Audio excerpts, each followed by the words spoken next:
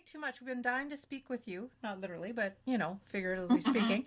With our podcast, we like to help people out, and we want to, got some weird things happening with their house, like by all means, right? So I'm glad you told us there's some stuff, and you were kind of curious because I think we got some answers for you. So.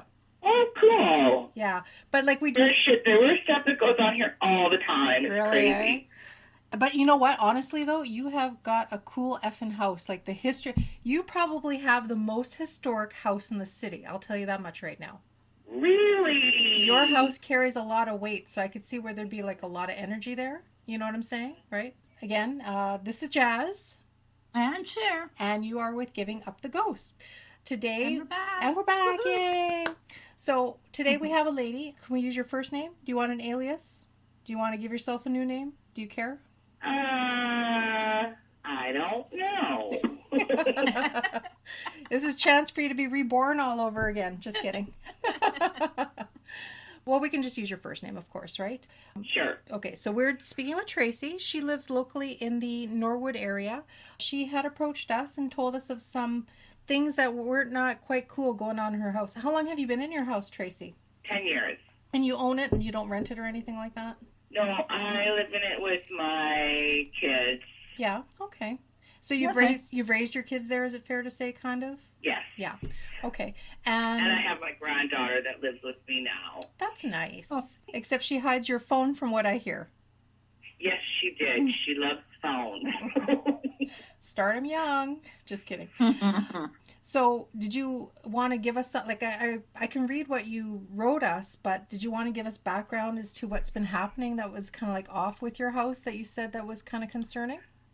Well, at the beginning in the house, like there's a section in the basement that we always get a really creepy vibe from. Okay. And it started with my son used to stay down in the basement. And then he had like a cage with these guinea pigs. Mm-hmm. And then he kind of pushed it a little bit too close to the corner. And then the next day they were all dead. Oh my God.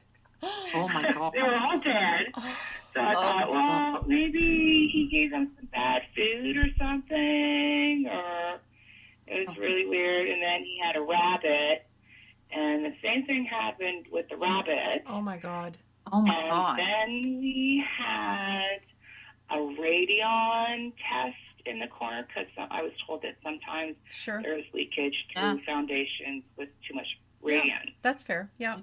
And that came back negative. Whoa. So I'm not sure, but we've always had a really creepy vibe from the one corner. Right. Well, and I mean, it's fair to say because Winnipeg is known for having that radon, like the concentration of radon is very high, eh? Like, yeah, and that's what we thought at first. And I thought, well, we'll get that checked out. And without, like, me and Sher call ourselves optimistic skeptics. I was going to throw that out to you, but I mean, you said you had that test done, and it's like, yeah, well, obviously that's not that, you know? No, we had the test done, and it was done by a good lab, so it was fine. Yeah. And it tested negative.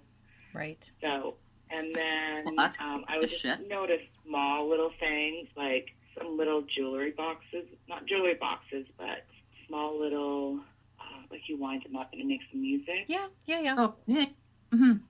Like figurines in my room. Mm-hmm. I had like 4 of them, and they would be like all over the house. It'd be weird. Oh yeah. So then I put them in it. I bought this little curio little cabinet. So then I put them in there so they don't move anymore. That's good. And then basement was unfinished, and then half of the basement wasn't. So then we started taking it down. And we started finding some things in the walls, like there were some toys and some magazines and just like some little pennies and stuff. Mm-hmm. And I just threw them out. Oh, yeah. But I was thinking I should have kept them. Toys? Yeah. You know, it's one of those things too, right? Because like, this isn't mine. I don't want it. What am I going to do with it? I'll throw it away. That's exactly what I would do, you know, but what we're finding is when people talk about stuff like now, you know, like that kind of stuff kind of provokes things sometimes, because it's kind of attached to the house, right? But, I guess so. yeah. Yeah, and I was thinking, maybe I shouldn't have done that. Right. And then my youngest daughter, she was started to do some really weird things. At night, my youngest daughter started doing some weird things. It started with, we would find her like in the kitchen, standing in the corner of the kitchen, or we would find her standing in the corner in the living room, and then we would find her standing in the corner in the basement, and then oh God, and we'd take her back up to her room, and then the weird noises started to happen. Oh, it would be like I'm gonna give you. Do you want me to kind of demonstrate to you the noise? if you're comfortable with it, sure. I mean, that's totally up to you. Coming out of her room, it would be like a high pitch like that, and it would go on for a long time. Oh my God! And one night it was so bad. Me and my partner were sitting on the bed, and we were staring at her room, and we were like, "Oh my God!" Yeah. And my partner, because I'm thinking, "You're gonna go in there, right?" And he looks at me, he's like, "I'm not going in there." Draw straws. I'm not going in there. Well, why couldn't you go together though? Right? Yeah, I don't know. It was kind of, it was really weird. Yeah. And how old was your daughter about? How old was your daughter? About 7 or 8. Oh, that's pretty old, hey? Yeah. And then one night I was home alone with my daughter, and my son was out with his friends, and he was like 14, and he went to a concert, and it was like he hadn't come home, and I was getting really mad, and it was like 3 o'clock in the morning, and I heard this noise. Right. Because I'm up, and I'm waiting for him, right? Right. To get home.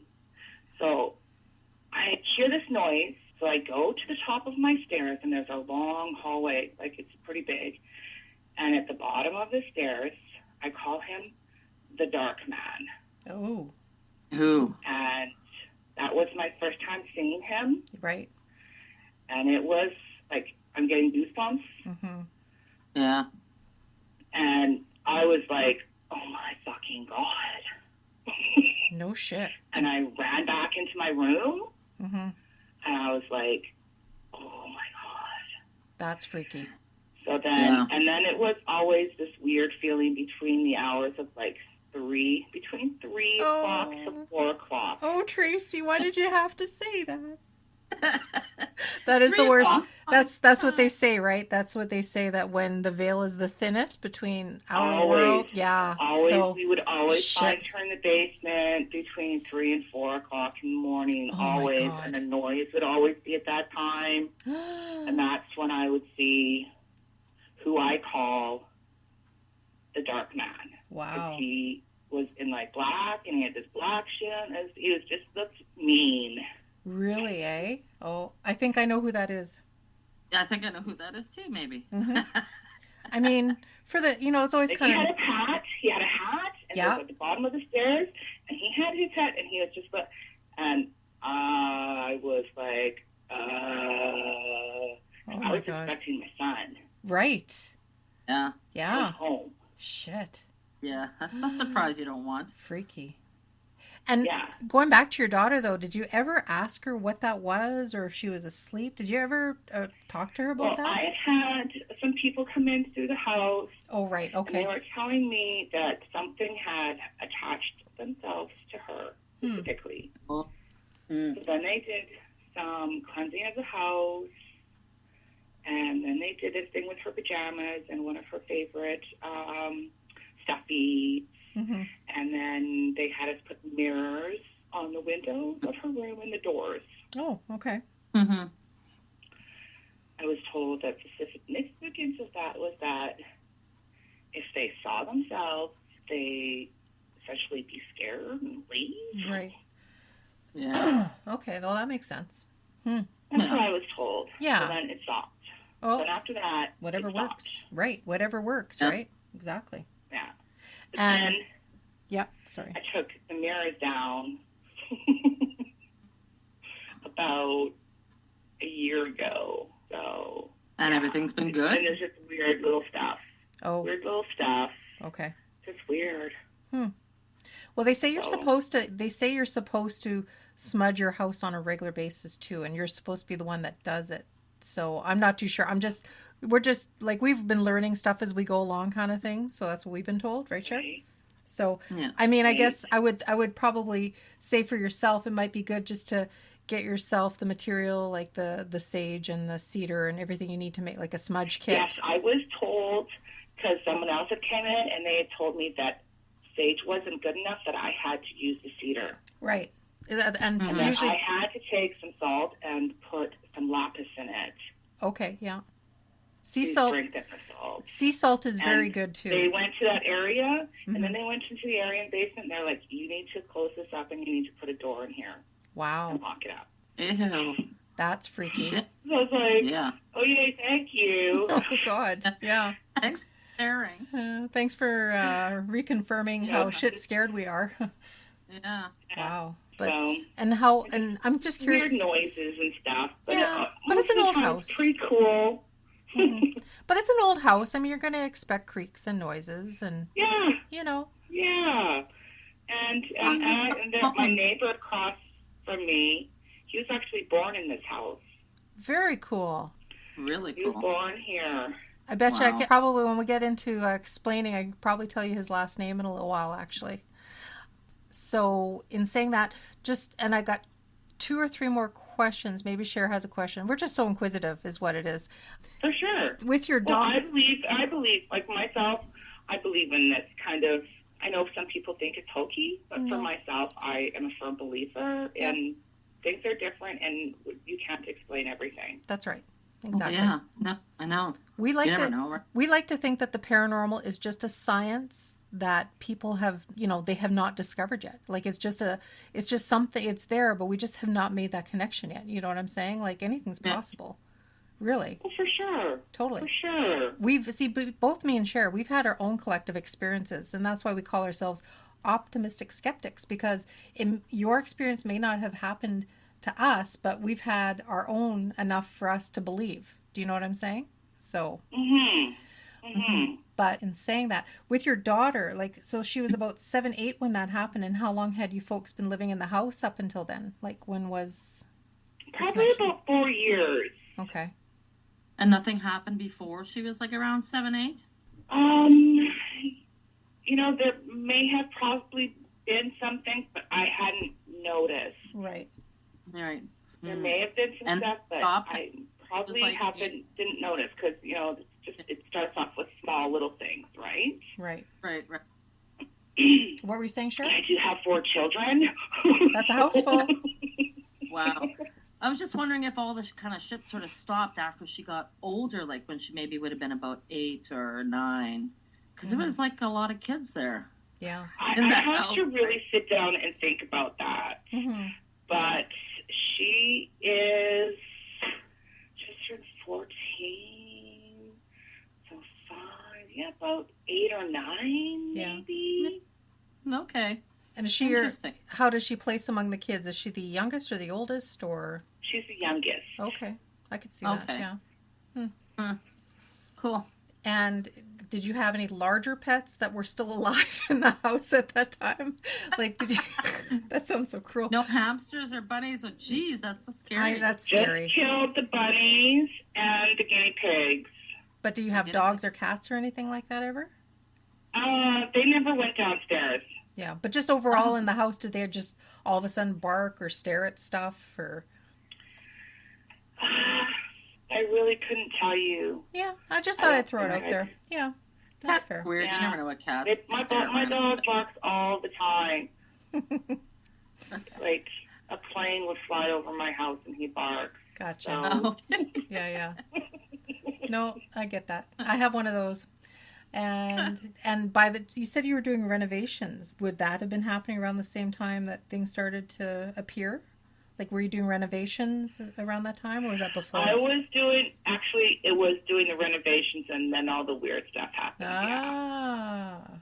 See, we've talked with so many people. Like, I think this will be our 72nd episode Like we do local Winnipeg, Manitoba stuff, and then we kind of do other stuff. But we primarily, as we like to say, Winnipeg and Manitoba is haunted as shit. You know what I'm saying? Like there's like everything going on here that people just don't know about or they forget about. And a lot of people we talk about, it seems like that is the continual theme is once they start doing renovations, things start happening.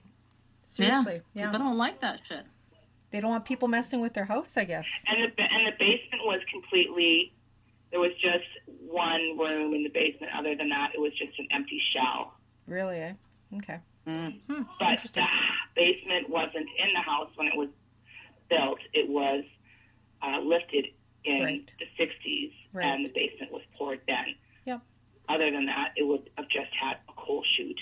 Okay, yeah, makes sense. That's very common back then. Yeah. So the basement is relatively new. All right. So would you, with keeping discretion in mind, I will not say house numbers. I'll just say dates and names and streets, if that's okay with you. And I'm going to tell you about your house.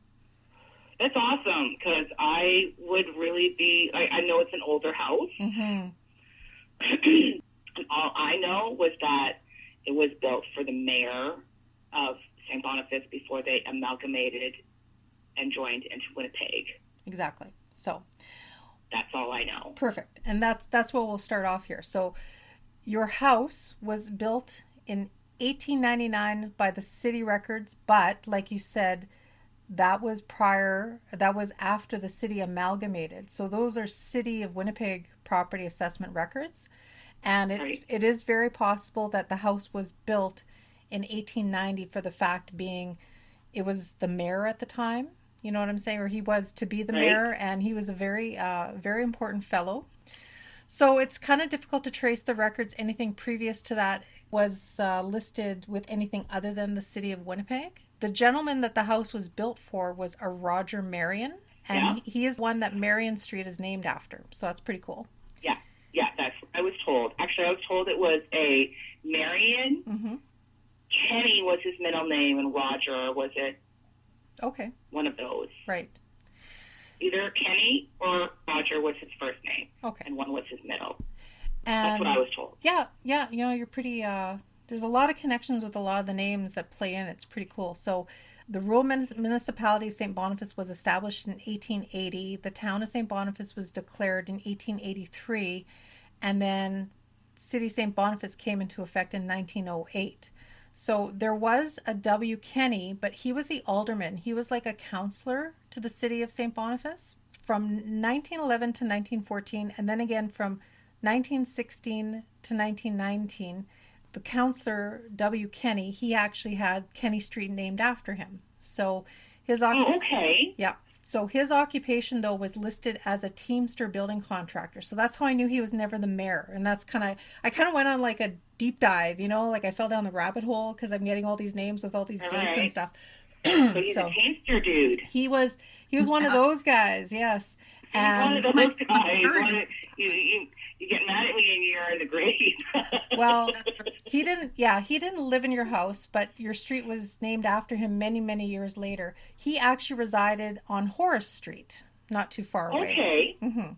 So I'm sure he probably knew Mr. Marion very well because they served on the same council, right? But so before your street was called Kenny in honor of W. Kenny, it was actually for many, many years.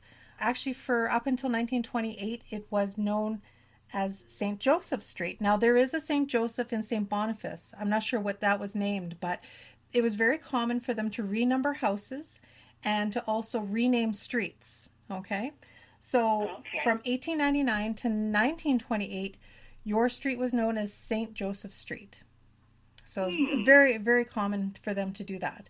And then, like I said, in 1928, then it became Kenny. So now we're going to go back onto the listings of who was living in your house back in that day. The interesting thing is that Mr. Marion Rogers, who is the first mayor of St. Boniface, it's like when they listed his name, they actually got it in reverse, right? So this is where I'm thinking, you know, where you thought possibly his first name was Marion Rogers, because it's like when they listed his name, I don't know if they did that on purpose because he had quite a presence in the community, or they just didn't know, and they kind of It made it sound like that there was just a woman living in that house for many years. Like in 1911, it was all kind of misconstrued. But at the same time, it showed a Roger Marion owning property on the next street over. And I won't get too specific because then that would identify your house fairly easy. So I'll email that to you later. But it's funny. So what I'm going to say to you and what you're going to see when I give you this information, he actually looked like he owned a lot of that property going to that major thoroughfare that you're closest to, as well as the property on St. Joseph Street. So it's almost like he had a whole like land title. Do you know what I'm saying? Before everything was broken up into little lots and stuff, right?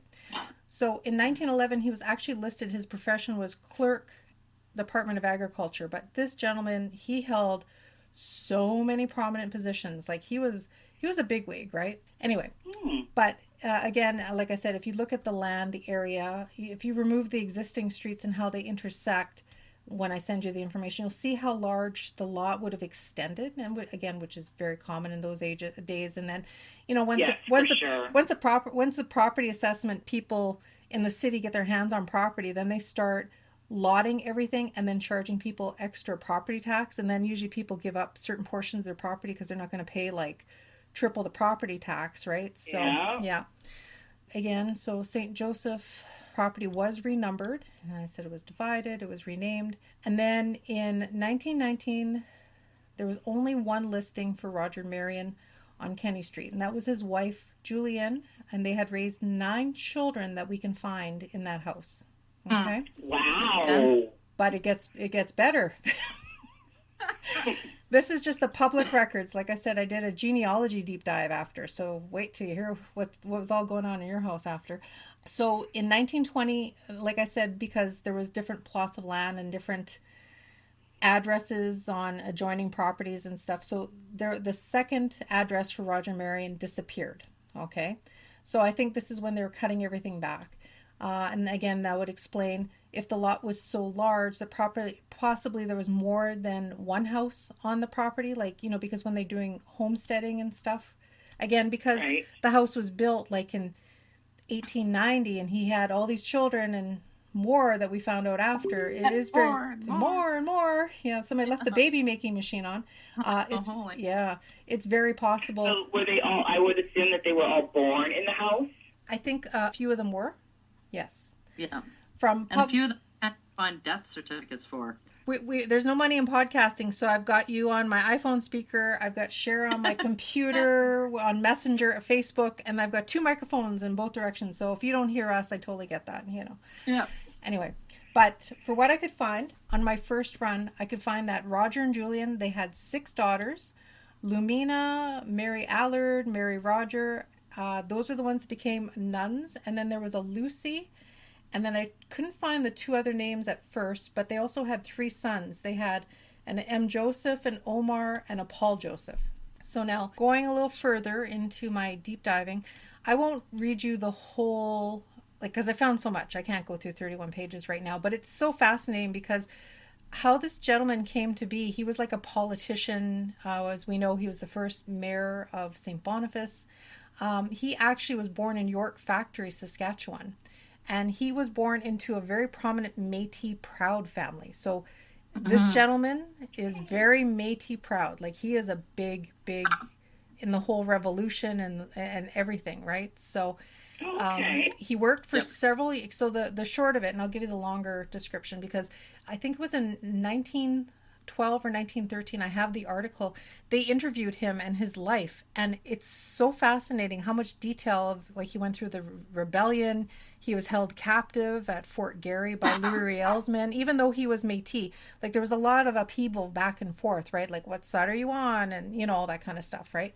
So he was born into a family, Narcisse Marion and Marie Bouchard, and he was educated at the College of St. Boniface. So even though they were Métis, he did travel from Saskatchewan to be educated here.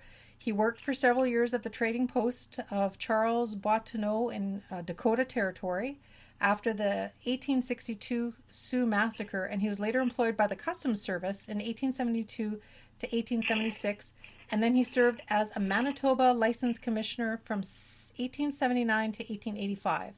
So he himself was the St. Boniface alderman from 1883 to 1886, and that's why I'm thinking maybe Mr. Kenny built his house for him. And then he was the mayor of St. Boniface from 1887 to 1890.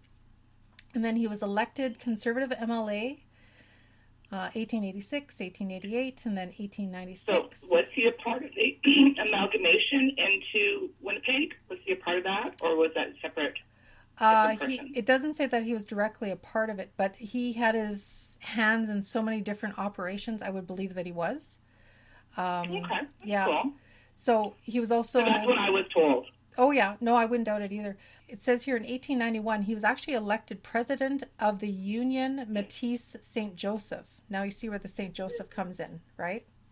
So I think he had direct inspiration of naming St. Joseph Street because that was sort of like a branch of the Métis people in Saskatchewan. So very heavily into that. He is actually the one that commemorated Marion Street. I have a picture of him that I can send you as well, Tracey. And I would really like that. Yeah. I would love to have something like that and put it in an album or a frame. Oh, for sure. House. It's a beautiful picture, for sure. Yeah, I have one too. One of his daughters, Lucy Marion, she married a Cinq-Mars, which is a very prominent Métis name. And then, like I said, there was a huge write-up of him in 1905 about his legacy and how he came from next to nothing in the fur trading days and how he fought in massacres and at the lower fort. I'll send that to you. It's very cool, but that's cool. Very long. That's very cool. It is. Like, I read through the whole thing and I'm like, oh my God, like this guy lived a life and a half. A life and a half, no shit. For sure. I know.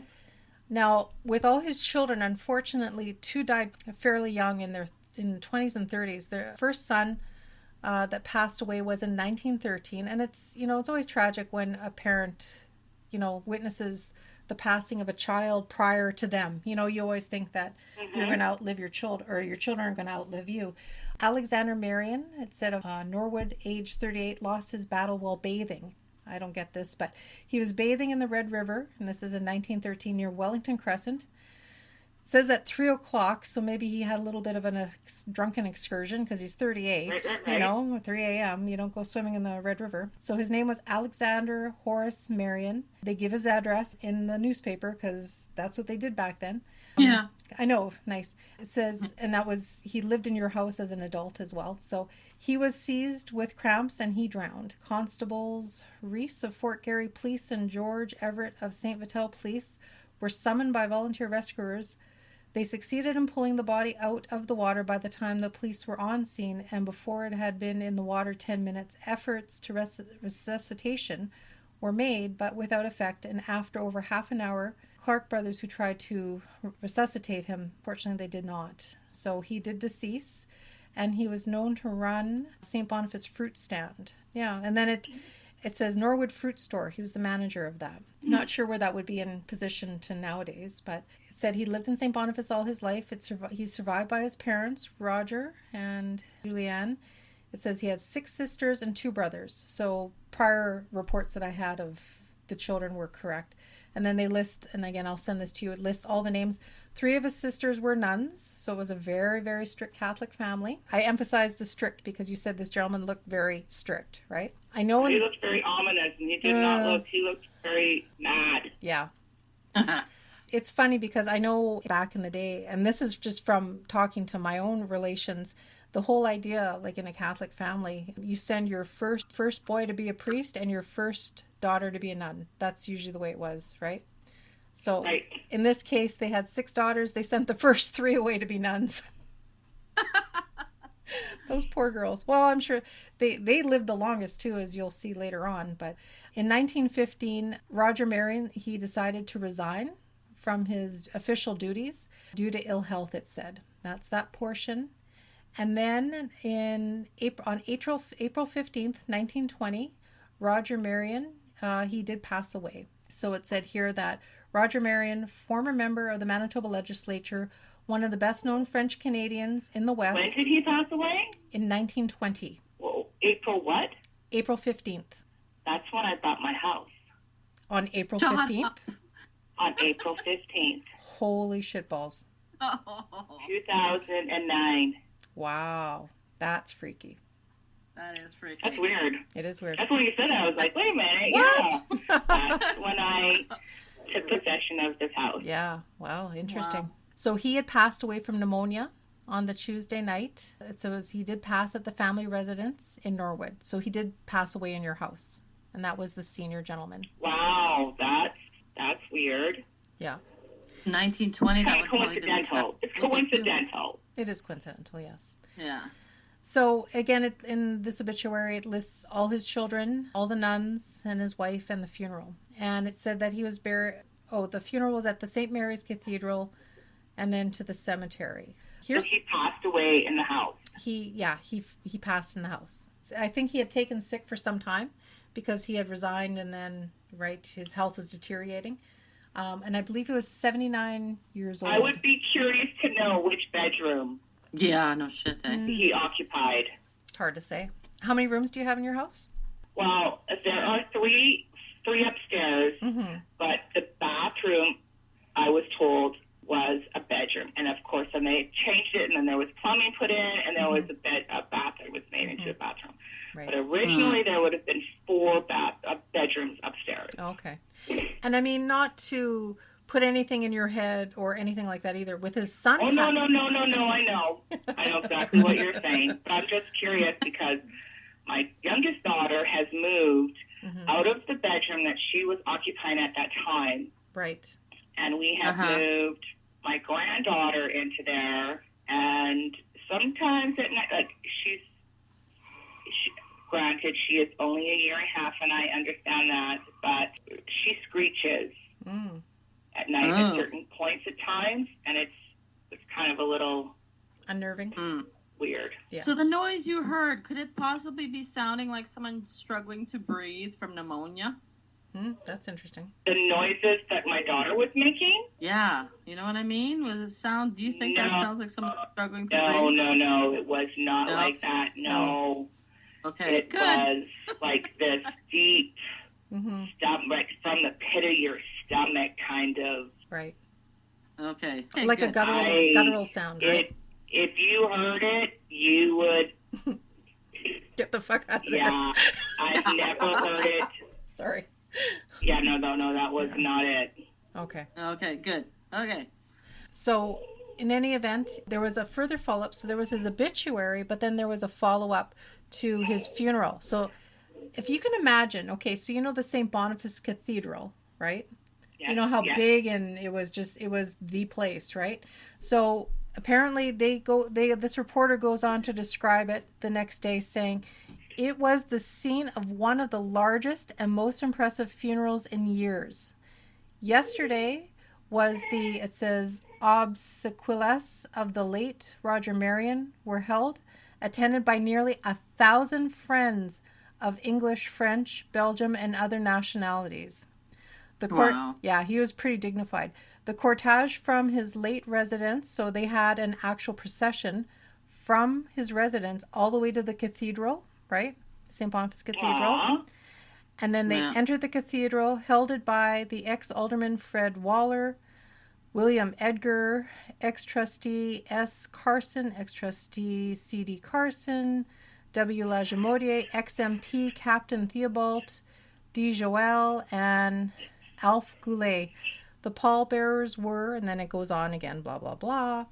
And then it says a guard of honor accompanied the hearse, the members being Sir Redmond Roblin, Honorable Senator Bernard, and J.P. Dumas, MLA. His Grace Archbishop Bellevaux officiated.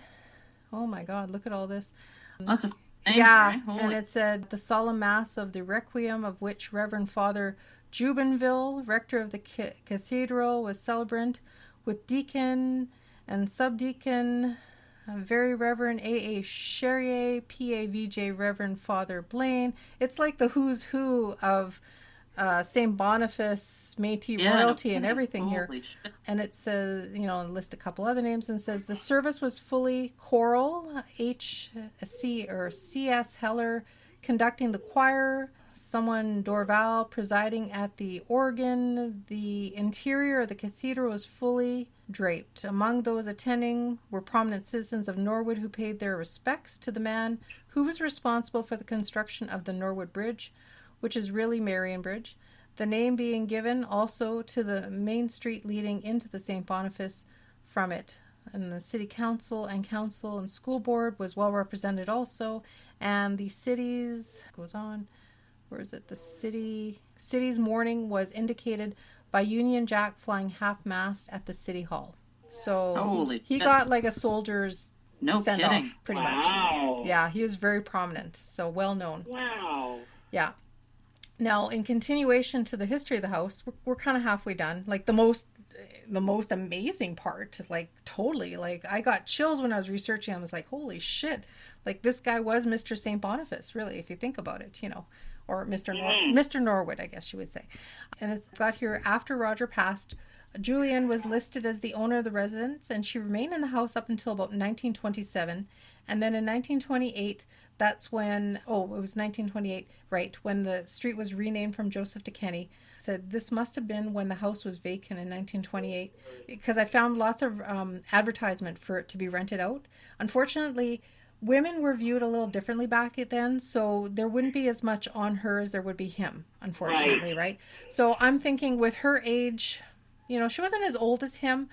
She did actually end up passing away in 1935, so she hung on for an additional 15 years. She was 80 years old at the time. So I guess she would have been 65 and he was 79, so there's a bit of a stretch in age, which is very common back then though too. And it's very likely, you know, she wasn't able to live on her own for those last 7 or 8 years, and I'm thinking with all those children, you know, quite possible she went to go live with one of the children, but at the same time it never said that the house remained within the family. So there's no indication that, you know, once he's passed, the house changed, and once he passed and she decided she couldn't live in there any longer, they sold the house, is what I'm thinking. Yeah. Maybe they tried to sell it or rent it for a couple of years, right? But unfortunately, I was not able to find an obituary for her, so that's too bad. But I did find some want ads for renting out the house. With this, I also have pictures of the gravestones, which sounds really grim. The majority of the Marion family, they're all buried in the St. Boniface Cemetery on Archibald, if you're familiar with that. So that's where they are.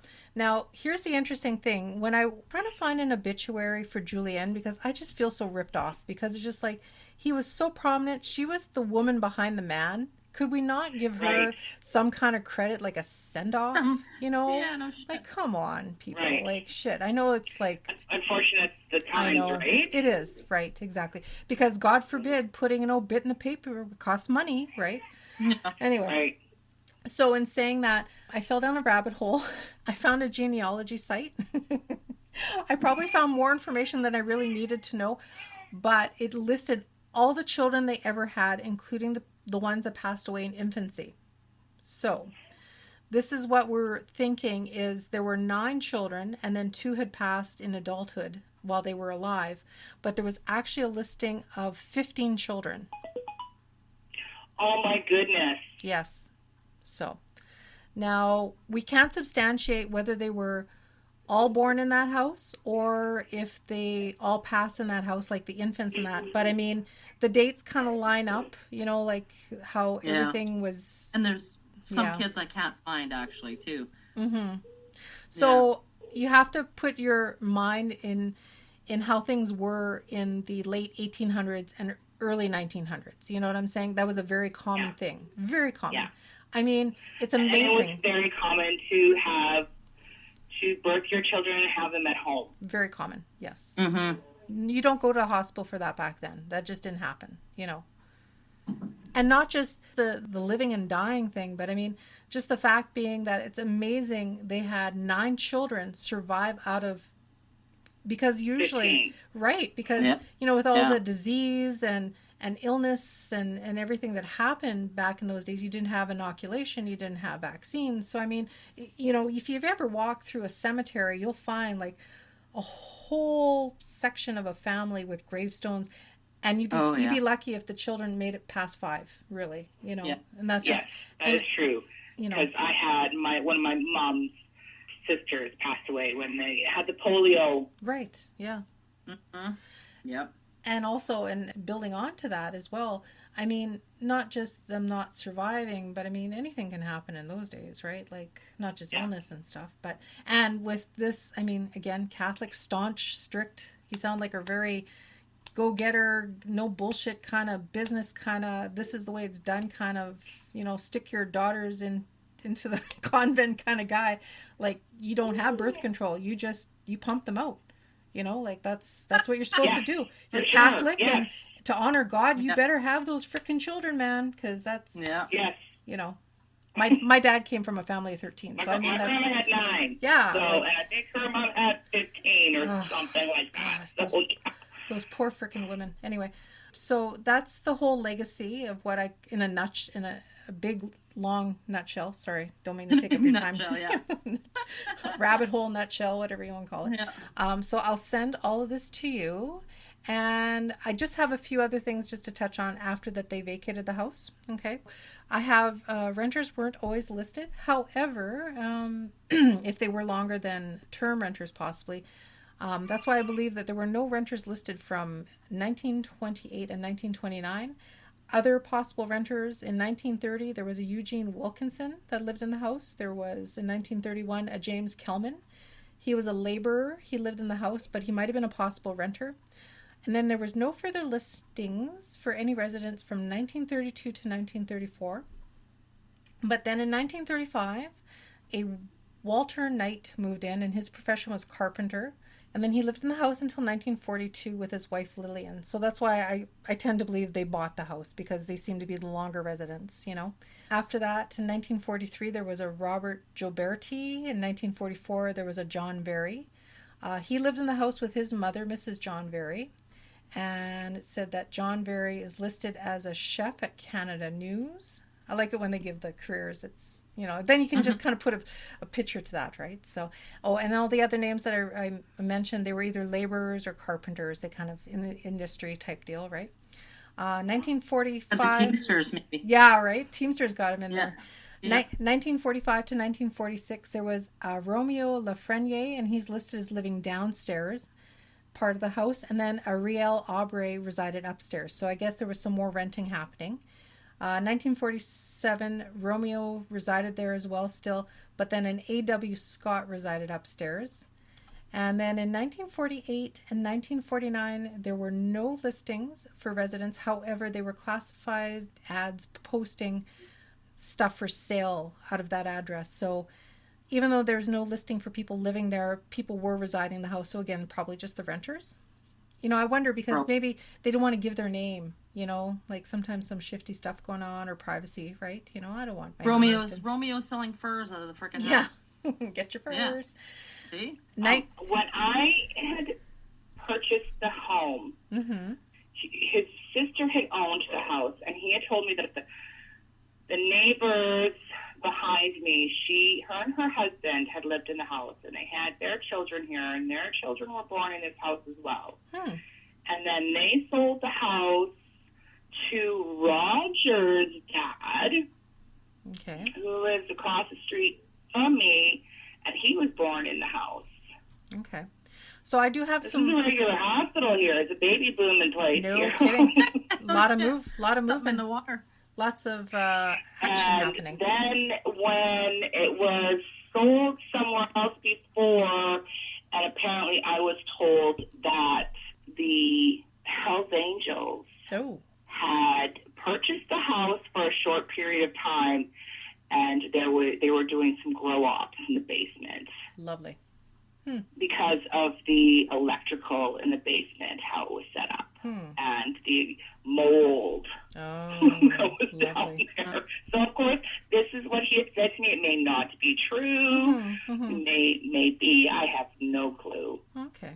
Well, the last that I show for residents, because I can only get records up until about the 60s, 70s, and then I rely on our newspaper archives kind of thing. So in 1950, the house was purchased by an Eric Barshell. So he moved in, he purchased the house. He was consistently the owner from 1950 up until 1982. So in 1959, it then starts to list his wife, Evelyn. They had 3 children, a Betty, a Robert, and a Ronald. And Betty ended up marrying somebody by the name of Knickerbocker. I love that name. I just had to. I love saying that name. I had to say. And then in 1978, they celebrated their 50th wedding anniversary. And then in 1982, they moved to BC. So, and then I have their obituaries that they did pass in BC. So that is the last that I have for people residing in the house. I mean, as to what I can retrieve. I have pictures of the families. Okay. They gave me pictures with them in the house, which I thought was pretty cool. That is pretty cool. So, I mean, I have 30 years I can't account for you, unfortunately. I mean, I could probably do it, but that takes a lot of effort. Yeah. I mean, this took effort, but you know what I mean? My understanding is the last two previous were the neighbor to my right and the neighbor across the street. Oh, that's good. But that's good that you know that, eh? Because then you want to, you know, these people and you know who's handled your house, right? So you're lucky to be able to have that information. That's really cool. Yeah. So, I thought that was pretty cool. Oh, and going back to what I was going to say, not to freak you out or anything, but the whole thing with spirits, like when I was younger and when I was a kid, up until like maybe a few years ago, I always thought you die in the house, you haunt the house. But that's not always the way, because like, for example, it sounds like Alex Marion, the gentleman who died, like who drowned in the river, he was an adult living in that house. He could have returned to the house. You don't know, right? Because that was his last, if he was drunk and he passed away, maybe he still thinks he's alive and his normal routine is to walk back to the house. You know what I mean? Yeah. So it could be things like that too. But like when you said the gentleman that looked very stern and serious right away, I thought that's Roger Marion. Oh yeah, he was the disciplinarian probably, right? He did not look very friendly at all. Again, he sent three daughters off to be nuns, so that's pretty serious. For one daughter. Yeah. I've never in my life seen anything before that or something like that. It took me back. I'd say. Because I stopped immediately, like, oh my God. No shit. And he was coming up the stairs, and I was like, I'm out of here. I ran to my room. I went under my blankets. I was like, oh my God. No, I don't blame you at all. Jeez. No. Oh, worst fear. You know, my worst fear is when I wake up in the middle of the night to go pee, because I'm of that age, and then I have to go pee, and then it's just like, shit, don't look at the clock. Don't look at the clock. Oh, it's 3:18. Why did I look at the clock? Did I really have to go pee, or did something wake me? You know, that's just how I think, but, you know, anyway. But yeah. So what is the significant time between 3 and 4? It's the thinnest time, they say, of the veil that separates the worlds, you know, between our world and that of the departed. So that window is a little bit more thinner for them to be able to, I guess, you know, there's less activity, there's less commotion, you know, that's when everything's still and quiet. Less energy awake in the world. Exactly. Less energy awake in the world, as Sher said. It was really weird finding her just standing in a corner. Ugh. Yeah. In various sections of the house. It was really weird. I got 2 kids. I couldn't even imagine that. Jeez. No. Yeah. No. Way too freaky. No, and that's why I was asking about her age, because I think a girl passed away that was around that age, and she was like 7 or 8. Oh, from your census, you mean? Yeah, because I looked at a bunch. I'm missing a child named Orly. I can't even find her at all. And she seems to just disappear. I don't know where the hell she went to. And one other thing, Tracey, that Sher found, because she's more of the census, she can do like the censuses and stuff, you know, for like we each do a different bit. And we found that there was people that were living in the house with no relation, but we're thinking that they were kind of like hired as like servant children and stuff like that. Yeah. Because I found a girl named Marie Lapierre. No relation to the family. family. Okay, right. So that's, you know, unfortunately, we don't know what part they played, but they lived in the house. So it's hard to say. For a short time, anyway. Yeah. Yeah. So maybe they were hired help, because they would do that in those days as well. Yeah. Yes, for sure. And if you're a prominent figure, then and you have children, then you would require some help. True. Yeah. Exactly. And when I looked to see where she came from, the closest I could find was, I think she came from Quebec, actually. Oh. She was born in Quebec. She came and lived in the house for a very short time, got married, and moved to Alberta. Huh. Interesting. Yeah. Well, maybe the church, it's one of those deals where they would, I don't want to say, what is the word I'm looking for? They would sponsor, right? They would sponsor for orphan children to go, and maybe they placed her with the family, maybe to help, right? Could be. Well, I've heard of that before. He could have been doing a favor. Who knows? A lot of connections with the church, for sure. Yeah. Yeah. Very high-profile man you had living in your house, Tracey. Very cool. Yeah. That's awesome. So we'll email you everything else so you can take a gander. It makes me wonder why there's constantly always something going on in here, but... now you know. Well, a lot of kids in there were there at one time. It'd be nice if he's in this construction, if he stops making all this stuff fall apart. No shit, eh? It's like, come on. Well, we hope this has given some kind of peace of mind. Like, I find have connectivity, right? Like, you can put, I wouldn't say a face to a name, but a haunting to a person. You know, like, I would be a little more relieved because you know what you're dealing with to a certain extent. As to why they're still there or not wanting to leave, who knows, right? Just, I don't think they're stuck there. Maybe they just like it there. You know, that's all they knew. Maybe, yeah. But it's odd when you tell me about all those children, and they were, I don't think they were toys to that part. They were like little plastic things, so it would not be anything. And the magazines were old, but they were from, I can't even remember because I just thought, oh, they're garbage, just throw them out. Yeah. Yeah, it could have been the renter. Maybe it was Romeo. Romeo did it. They were in the shoved behind the wall and in the back because then the foundation, the basement was actually, the house was lifted. Okay. Because there originally was no basement, and so and I was told it was done in the 60s. Right. So then it wouldn't have been anywhere near that time. Right. But yeah, so that's it. I'm glad we were able to catch up with you and tell you what we found, and, you know, glad we were able to share it with you and you're all good with it, and, you know. Thank you so much. I do appreciate it. I love listening and hearing new things, and I plan on staying in the house for a long time. Well, so. it is your house. You can do what you want. Right. So, and yeah, like, and if you care to check us out, we do this quite often. We have an episode every week out, and it's like Apple. I'm not trying to advertise for us, but I'm just saying. That on your Facebook page. Everywhere, yeah, Facebook, and we're on iTunes. We're on like Spotify. We're like everywhere. Oh, cool. Yeah, so we've been doing this just over a year and a half. We've got just over 8,000 downplays, and we don't advertise. Like, we're not making money at this. We do it for fun. We're very inquisitive.